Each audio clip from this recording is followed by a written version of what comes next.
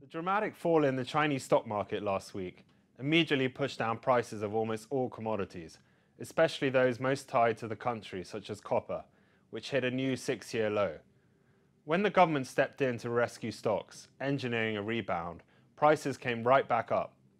Interestingly, this wasn't so much to do with fears that the stock market would suddenly affect real demand in China, the world's largest consumer of most commodities.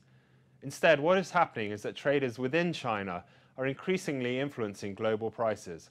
This is a big change from the past, when China dictated global commodity prices only via economic data or by its growth rate and how much it consumed.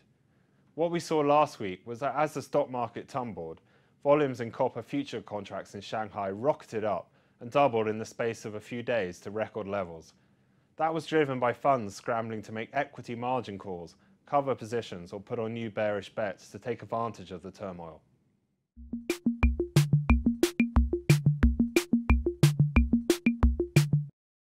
In the larger picture, this means that global commodity prices could increasingly be dictated from China. The fact that commodity and metals prices followed the Chinese stock market back up in a move engineered by the government shows how much control they now have.